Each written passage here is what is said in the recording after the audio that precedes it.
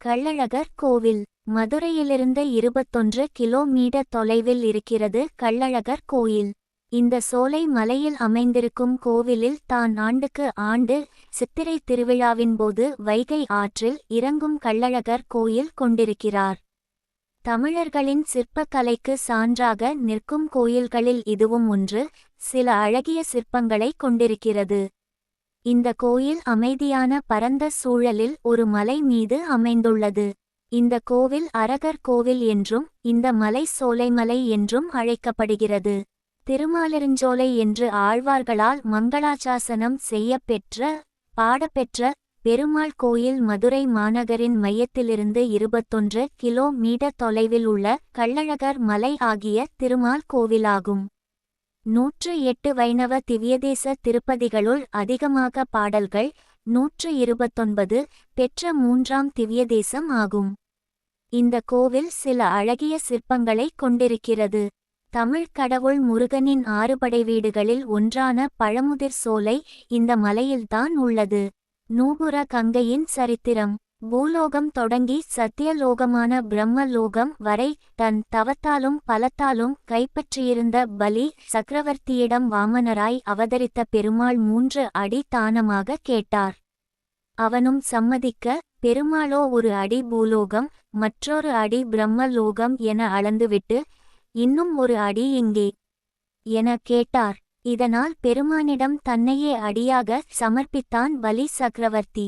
அவ்வாறு திருவிக்கிரம பெருமாள் உலகை தாண்டி தன் கால்களால் அளந்த பொழுது பிரம்மலோகத்தில் இருந்த பிரம்மா இவரது பாதங்களை தனது கமண்டலத்தில் உள்ள நீரால் கழுவினார் என புராணங்கள் சொல்கின்றன. அப்போது பெருமாள் தன் கணுக்காலில் சாற்றிக் கொண்டிருந்த நூபுரத்தில் பட்ட தீர்த்தமானது பிரம்மலோகத்தின் கீழ் உள்ள துருவ மண்டலத்தில் விழுந்தது.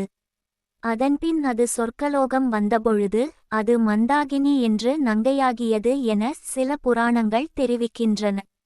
பகீரதன் என்ற அரசன் தன் முன்னோர்கள் செய்த பாவத்திலிருந்து நற்கதி அடைய பிரம்மாவிடம் வேண்டிக் கொண்டு சொர்க்கலோகம் சென்று மந்தாகினியை பூமிக்கு அழைத்து வந்தான். அந்த மந்தாகினிதான் இங்கு கங்கையாக ஓடிக்கொண்டு இருக்கிறாளாம். மந்தாகினியின் வேகத்தை கட்டுப்படுத்த சிவபெருமான் அவளை தன் சிரசில் தாங்கினார். அப்படிப்பட்ட இந்த கங்கையானது அழகர்மலையில் நூபுர கங்கையாக சிலம்பாராக ஓடிக்கொண்டு இருக்கிறது என சொல்லப்படுகிறது. இதற்கு வனகிரி ரிஷபாத்ரி என்ற பெயர்களும் உண்டு. மலை சிறப்புகள். விஸ்வகர்மாவால் பிரதிஷ்டை செய்யப்பட்ட இத்தலத்தில் யமதர்ம ராஜா தவம் செய்துள்ளாராம். இதேபோல பெருமாள் சுந்தர பாகுவாக சேவை செய்த இடம் இதுதானாம்.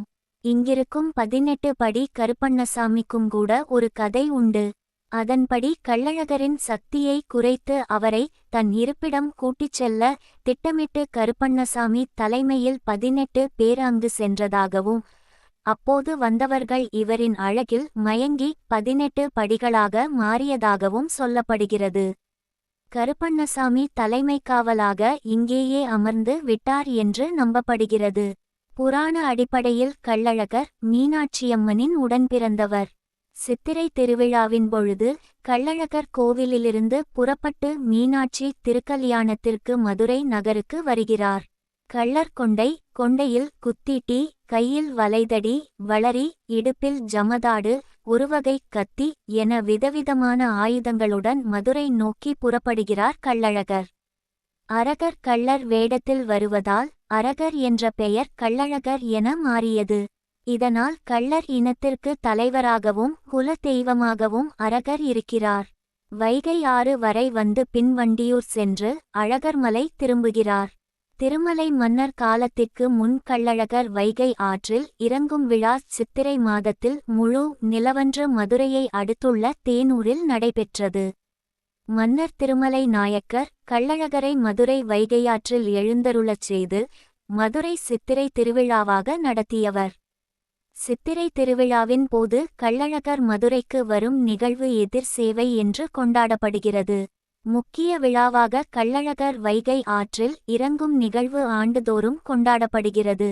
மண்டூக முனிவருக்கு கள்ளழகர் சாப விமோசனம் அளிப்பதை மையமாக கொண்டுதான் சித்திரை திருவிழா நடக்கிறது. சுதபஸ் என்ற முனிவர் நூபுரகங்கையில் தீர்த்தமாடி பெருமாளை நோக்கி தவமிருந்தார். அந்தச் சமயத்தில் துர்வாச மகரிஷி தன் பரிவாரங்களோடு அவ்வழியாக வந்தார். பெருமாளையே நினைத்து கொண்டிருந்த முனிவர் ரிஷி வந்ததை கவனிக்காமலிருக்கவே ஆத்திரமடைந்த துர்வாசர் மண்டூகோ பவ, அதாவது தவளையாக போக கடவாய் என சாபமிட்டார். உடனே தவளையாகி போன சுதபஸ் சாப விமோசனத்துக்கு வழி கேட்டபோது, விவேகவதி தீர்த்தக்கரையில் நீ தவம் பண்ணிக்கொண்டிரு, சித்ரா பௌர்ணமிக்கு மறுநாள் கள்ளழகர் அங்கு வந்து உனக்கு சாப விமோசனம் கொடுப்பார் என சொல்லியிருக்கிறார் துர்வாசர். அதன்படி வைகை கரையில் தவம் பண்ணி கொண்டிருந்த சுதபஸ் முனிவருக்கு விமோசனம் கொடுக்க கள்ளழகர் மதுரைக்கு வந்து போனதாக புராணங்கள் விவரிக்கின்றன.